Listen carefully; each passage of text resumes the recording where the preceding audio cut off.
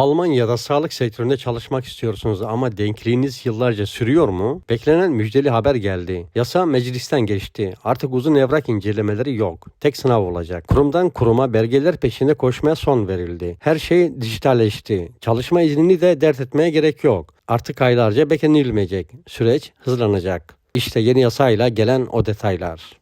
Almanya'da sağlık sektöründe çalışmak isteyen binlerce yabancı var ama bugüne kadar süre çok yorucu, çok bürokratikti. Aylar hatta yıllar süren denklik bekleyişleri vardı. Şimdi ise yeni bir dönem başlıyor. 1 Ekim 2025'te kabul edilen yasa tasarısı bütün bu süreci kökten değiştiriyor. Deutsche Welle'nin haberine göre Almanya'da yabancı doktorların çalışması kolaylaşıyor.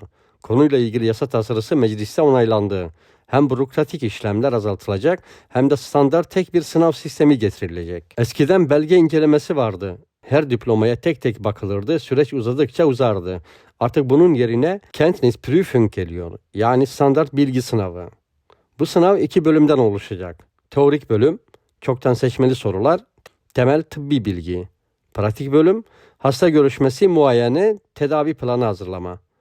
Kısacası Alman devlet sınavına benzer bir yapıya kavuşacak. Bir diğer büyük değişiklik artık evraklar dijital olarak yüklenecek. Belgelerin farklı kurumlara ayrı ayrı gönderilme zorunluluğu ortadan kalkıyor.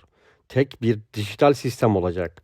Doktorların çalışma izinleri konusunda da yenilik var. Geçici çalışma izinleri artık sadece 2 yıl değil, sınırsız olabilecek. Bugün bir başvurunun sonuçlanması 1 yılı bulabiliyor.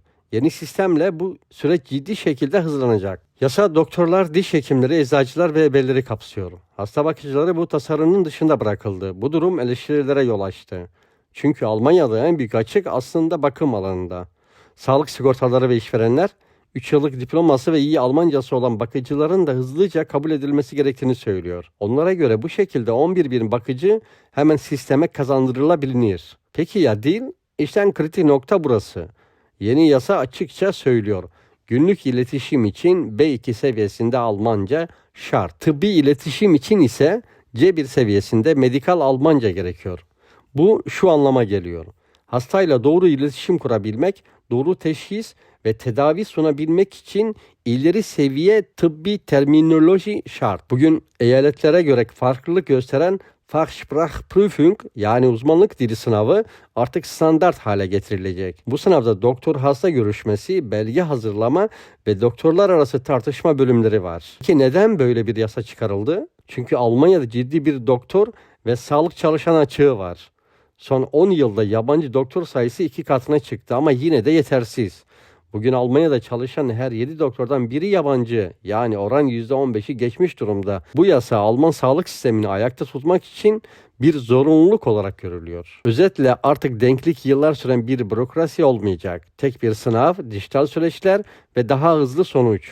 Ama dil barajı hala en büyük engel. Sizce bu yasa Almanya'nın sağlık sektöründeki açığını kapatmaya yeter mi? Yoksa asıl kriz bakım sektöründe mi?